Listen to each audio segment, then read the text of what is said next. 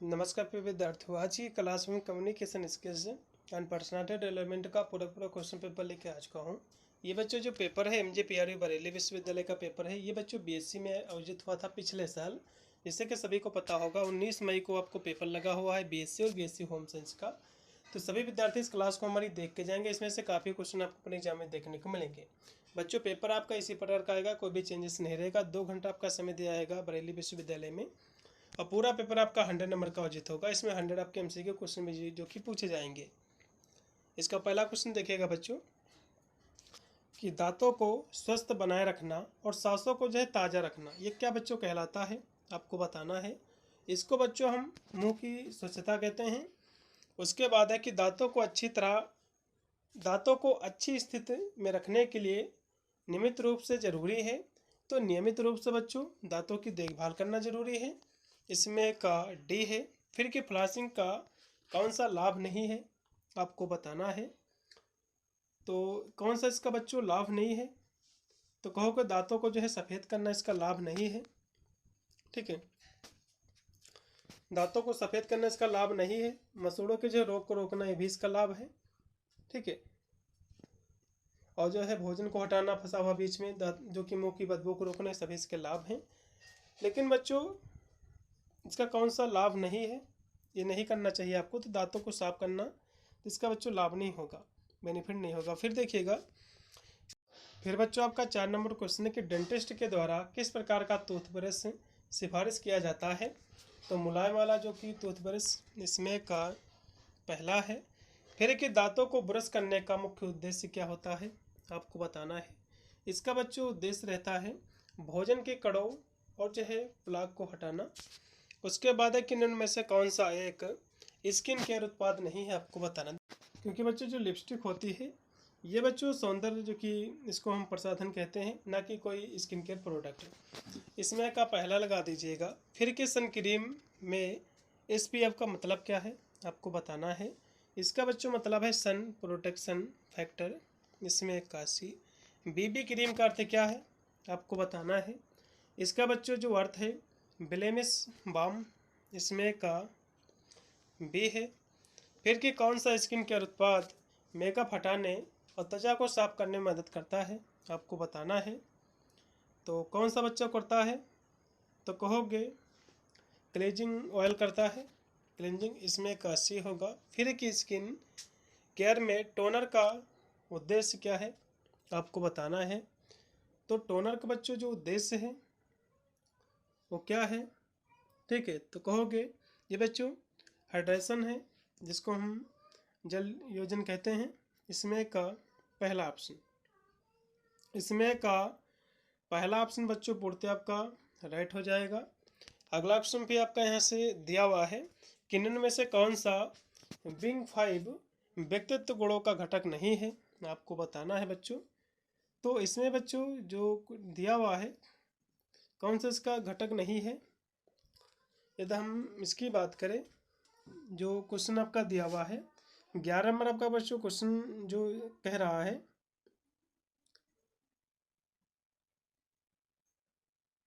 तो इसमें आप लगा दीजिएगा उभय भाव। ये बच्चों इसका गुण नहीं होगा। ठीक है, इसमें का बी है। फिर यहाँ से दिया हुआ है कि रोडसाक इंक ब्लास्ट टेस्ट का उपयोग क्या मापने के लिए किया जाता है, तो कहोगे पर्सनालिटी को, व्यक्तित्व को। उसके बाद कि कौन से व्यक्तित्व मूल्यांकन उपकरण को प्रतिस्पर्धी चयन सवालों का उत्तर देने के लिए उत्तरदाताओं की आवश्यकता होती है, तो MBTI। ठीक है, इसमें का MBTI लगाइएगा, इसमें का सी होगा। तो बच्चों MBTI जो है इसको हम मायर्स ब्रिग्स प्रकार सूचक जो कि कहते हैं। इसके अनुसार बच्चों ने उनमें से कौन सा व्यक्तित्व प्रकार नहीं है, तो सेंसर बच्चों इसका प्रकार नहीं है और इसके तीनों इसके प्रकार हो जाएंगे। अगला लगाइएगा बच्चों, देखिएगा क्वेश्चन जो दिया हुआ है 15 नंबर है कि निम्न में से कौन सी विशेषता टाइप ए के व्यक्तित्व की मानी जाती है, आपको बताना है। तो प्रतिस्पर्धा और महत्वाकांक्षी। उसके बाद है कि ड्रेस फॉर सक्सेस, इसका अर्थ क्या है, आपको बताना है। इसका बच्चों अर्थ होता है कि व्यावसायिक जो है स्थितियों के लिए उचित रूप से तैयार होना, इसमें का बी है। फिर कि नौकरी के लिए साक्षात्कार हेतु निम्न में से कौन सी पोशाक उपयुक्त है, आपको बताना है। इसके लिए बच्चों बिजनेस सूट या जो है फॉर्मल ड्रेस है, इसमें का सी है। फिर कि कार्यस्थल पर अच्छे कपड़े पहनना क्यों महत्वपूर्ण है, आपको बताना है। ये बच्चों व्यावसायिकता और सम्मान दिखाने के लिए।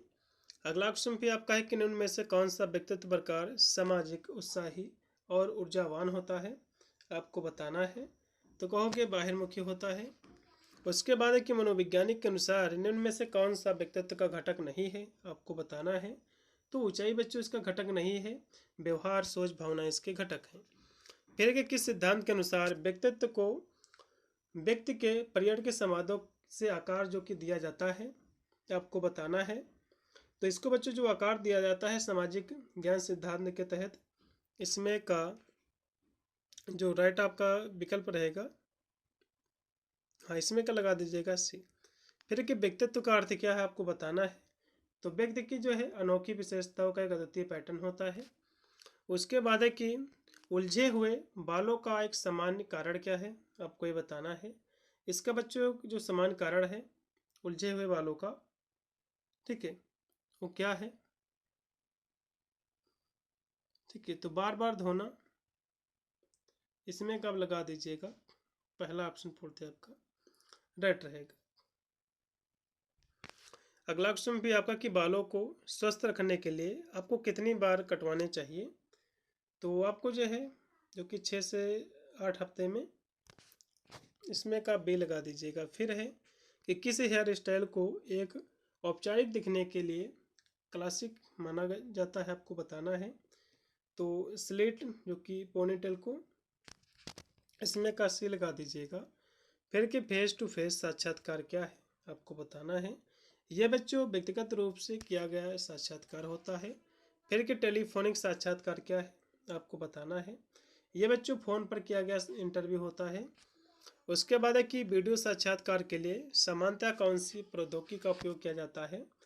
तो वीडियो कॉल के लिए बच्चों जो है जूम का प्रयोग होता है। इसमें का पहला है। वीडियो साक्षात्कार का एक लाभ क्या है, आपको बताना है।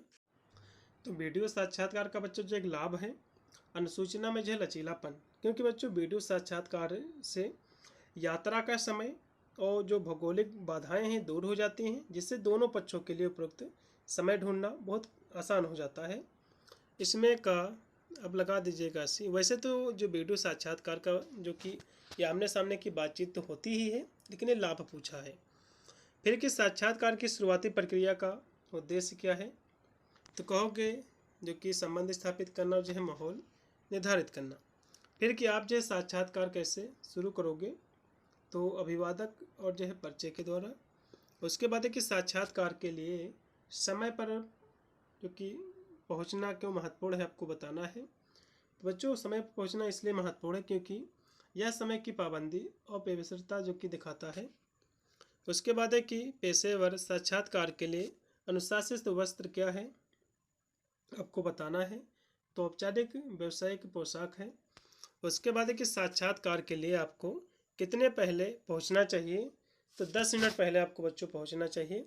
इसमें का सी लगा दीजिएगा। एक साक्षात्कार के दौरान क्या महत्वपूर्ण है, आपको बताना है।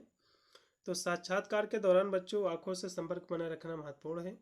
इसमें का बी है। साक्षात्कार के लिए आपको क्या लेकर जाना चाहिए। तो आपको अपने रिज्यूम की कॉपी एक लेके जानी चाहिए। इसमें का बी है। साक्षात्कार के दौरान कठिन प्रश्नों का जवाब कैसे देना चाहिए, आपको बताना है।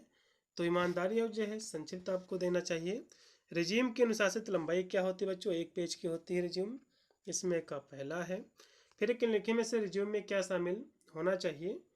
तो रिज्यूम में बच्चों जो कि निजी रुचियाँ या फिर जो कि संपर्क जानकारी और पिछली नौकरी का जो कि विस्तृत विवरण, सभी बच्चों इसमें आप लगा दीजिएगा, सही रहेगा। फिर कि किस जो है फॉन्ट स्टाइल का उपयोग एक पेशेवर रिज्यूम के लिए समान रूप से अनुशासित है, आपको बताना है। तो एरियल है। उसके बाद है कि समूह चर्चा का उद्देश्य क्या है। तो समूह चर्चा का बच्चों जो उद्देश्य हो जाएगा वो हो जाएगा सूचना और जो विचारों का आदान प्रदान। उसके बाद है कि इनमें से कौन सा कौशल एक प्रभावी समूह चर्चा के लिए आवश्यक है, आपको बताना है।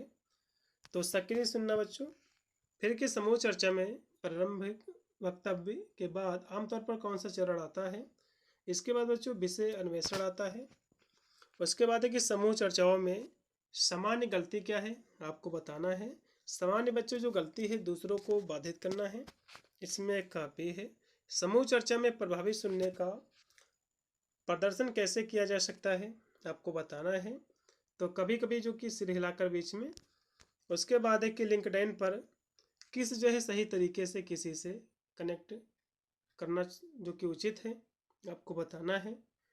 तो कहोगे एक व्यक्तिगत संदेश सहित कनेक्शन अनुरोध भेजकर। फिर 47 नंबर क्वेश्चन कि आपको अपनी लिंक्डइन प्रोफाइल को कितनी बार अपडेट करनी चाहिए। तो हर कुछ महीने में। इसमें का बच्चों अब लगा दीजिएगा बी ऑप्शन। फिर एक लिंक्डइन पर साझा करने के लिए कौन सी सही सामग्री मानी जाती है आपको ये बताना है। तो कहोगे उद्योग संबंधी लेख और दृष्टिकोण। फिर एक यदि कोई आपकी किसी कुशलता के लिए आपकी प्रशंसा करता है जो कि वास्तव में आपके पास नहीं है, तो आपको जो है क्या करना चाहिए। तो आपको बच्चों जो है क्या करना चाहिए। तो कहोगे आपको प्रशंसा को जो है मतलब जो कुशलता के लिए आपको प्रशंसा करता है तो वास्तव में आपके पास नहीं है, तो आपको प्रशंसा को आपको जो है नज़रअंदाज आपको कर देनी चाहिए।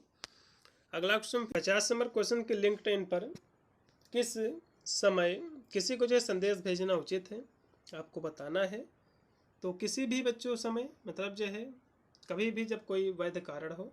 इसमें काफ़ी निम्न में से कौन मानव व्यवहार पर जो है कौन सा कारक प्रभाव नहीं डालता है।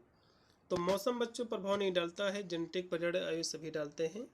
मानव व्यवहार का अध्ययन किसे कहा जाता है बच्चों। तो मनोविज्ञान को में होता है इसका अध्ययन। कौन सा बच्चों सिद्धांत सुझाव देता है कि व्यवहार देख समझकर और नकल करके सीखा जाता है। तो ये बच्चों सामाजिक अनुबंध सिद्धांत सुझाव देता है। निम्न में से कौन सा एटीट्यूड का तत्व नहीं है आपको बताना है। तो भौतिक बच्चों इसका तत्व नहीं, सभी इसके तत्व हो जाएंगे। उसके बाद है कि स्व जागरूकता क्या है। तो खुद को जानना बच्चों इसमें का पहला है। फिर कि निम्न में से स्व जागरूकता का उदाहरण क्या है आपको बताना है। तो अपनी जो क्षमताओं जो कमजोरियों को पहचानना, इसमें का भी। स्व जागरूकता बच्चों क्यों महत्वपूर्ण है। तो कहोगे यह जो है बेहतर निर्णय लेने के लिए जो कि जागरूक करता है। फिर कि किस प्रकार से कोई स्व जागरूकता विकसित कर सकता है आपको बताना है। तो कहोगे आत्मचिंतन या आत्म परीक्षण में लगे रहने पर। फिर कि निम्न में से कौन सा स्व जागरूकता के लिए एक बाधा है आपको बताना है। तो स्व जागरूकता के लिए बच्चों जो एक बाधा है, ठीक है, वो कौन सी है। 61 की बात करें तो कहोगे आत्म आलोचना है, मतलब खुद की आलोचना करना है। फिर कि निम्न में से कौन व्यक्तित्व व्यवहार का उदाहरण है आपको बताना है। तो व्यक्तित्व बच्चों व्यवहार का जो उदाहरण है व्यक्तिगत जो कि कार्य नैतिकता है। फिर है कि ग्रुप थिंक समूह व्यवहार में क्या यह संकेत करता है। तो सद्भाव के लिए समझौता, इसमें काशी है। फिर कि कौन सा कारक बच्चों व्यक्तिगत व्यवहार पर प्रभाव डालता है आपको बताना है। तो व्यक्तिगत बच्चों मूल्य डालता है। किस सिद्धांत के अनुसार व्यवहार को व्यक्तिगत विशेषताओं सामाजिक वातावरण दोनों द्वारा प्रभावित किया जाता है आपको बताना है। तो कहोगे सामाजिक अनुबंध सिद्धांत के तहत, इसमें का बी ऑप्शन है। उसके बाद बच्चों है कि टीम में समूह संबद्धता का एक जो संभावित नुकसान क्या है आपको बताना है। इसका बच्चों संभावित जो एक नुकसान है सामाजिक सोच है, इसमें का सी, ठीक है। उसके बाद है कि निम्न में से कौन सा सकारात्मक शारीरिक भाषा का उदाहरण है आपको बताना है। तो शारीरिक बच्चों भाषा का जो उदाहरण आपका हो जाएगा आंखों से संपर्क रखना। फिर है कि यहाँ से दिया हुआ है कि क्रस्ट आर्म्ड, ये समानता क्या संकेत ये करता है। देखो क्रस्ट आर्म का मतलब ये बच्चों होता है कि भुजाएं आपस में जोड़ के खड़े होने पर आमतौर पर इसका अर्थ होता है रक्षात्मकता या फिर जिसको हम संरक्षण के लिए कह सकते हैं, ठीक है, डिफेंस। इसमें 81। फिर कि निम्न में से कौन सा रुचि दर्शाने के लिए एक गैर मौखिक संकेत है आपको बताना है। तो गैर मौखिक बच्चों जैसे कि सिर हिलाना, इसमें 81। फिर कि कौन सा संकेत घबराहट या चिंता को संकेतित करता है, आपको बताना है। तो उंगलियों को जो है जो कि थपथपाना। उसके बाद है कि शारीरिक भाषा में अच्छी मुद्रा का अर्थ क्या है, आपको बताना है। इसका बच्चों अर्थ है आत्मविश्वास। फिर है कि मस्तिष्क का कौन सा भाग गंध की भावना को संसाधित करने के लिए मुख्य रूप से जिम्मेदार है, आपको बताना है। तो कहोगे गंध की बच्चों बात कर रहा है, तो ये आपका हो जाएगा आल, जो कि आल फैक्ट्री बल्ब हो जाएगा, जिसको हम ये इसी से संबंधित बच्चों, नाक से गंध से। फिर किन इनमें से संचार में समय के उपयोग का वर्णन करता है, तो क्या करता है बच्चों, ये बच्चों जो करता है क्रोनेमिक्स करता है। इसमें का पहला है, मतलब दूसरा है इसमें का क्रोनेमिक्स बच्चों, ये संचार में समय को इंडिकेट करता है। हेप्टिक्स बच्चों स्पर्श संकेत है। फिर कि कौन सा बच्चों रंग शांति एवं विश्राम की भावनाओं से संबंधित है, आपको बताना है। तो कौन सा बच्चों संबंधित है, ठीक है, तो कहोगे नीला है। इसमें 81 है। निम्न में से कौन हैप्टिक्स संचार का उदाहरण, आपको बताना है। हैप्टिक्स के बच्चों जो मतलब होता है हाथ मिलाना, इसके माध्यम से संचार होता है। फिर कि निम्न में से कौन सा काइनेसिक व्यवहार है, आपको बताना है। ये बच्चों जो व्यवहार है जो कि नज़र संपर्क बनाए रखना, इसमें का भी है। आइक्विलिसिस बच्चों ये आँखों से संबंधित है, ठीक है, मतलब जो है ये जो संबंधित है संचार में आँखों से संपर्क, इससे इसमें 81 है। संदेश को समझने योग्य प्रतीक और भाषा में जो रूपांतरित करने को क्या कहा जाता है, इसको बच्चों हम इनकोडिंग कहते हैं, इसमें का भी है। फिर है कि संप्रेषण प्रक्रिया में अंतिम कदम क्या होता है, आपको बताना। देखो अंतिम कदम बच्चों होता है फीडबैक देना, प्रतिक्रिया देना। फिर है कि संक्षेपण प्रक्रिया में पहला कदम क्या होता है, पहला बच्चों कदम होता है इनकोडिंग होता है। उसके बाद है किन में से कौन सा संचार का माध्यम नहीं है, आपको बताना है। देखो बच्चों कौन सा संचार का माध्यम नहीं है, ठीक है, संचार का आपको ये बताना है। तो बच्चों जो कि डिकोडिंग जो दिया हुआ है ये संचार प्रक्रिया का एक चरण है, माध्यम नहीं है, ठीक है, ये माध्यम की बात कर रहा है, इसमें का डी लगा दो। फिर कि संप्रेषण प्रक्रिया में किसी या फिर किसे जो है अदला बदली किया जाता है, आपको बताना। तो संप्रेषण प्रक्रिया में बच्चों संदेश का अदला बदली होता है। निम्न में से कौन भाषी संचार का उदाहरण है, आपको बताना है। तो कहोगे बोले गए शब्द हैं। फिर कि निम्न में से कौन संचार में एक मानसिक बाधा है, तो मानसिक बच्चों बाधा की बात कर रहा है, ठीक है, संचार में। तो हो जाएगी पूर्वाग्रह, जो है पूर्व अवधारणाएं हो जाएंगी। उसके बाद संचार की कौन सी बाधा अनुचित शारीरिक मुद्रा चेहरे के भाव से संबंधित है, आपको बताना है।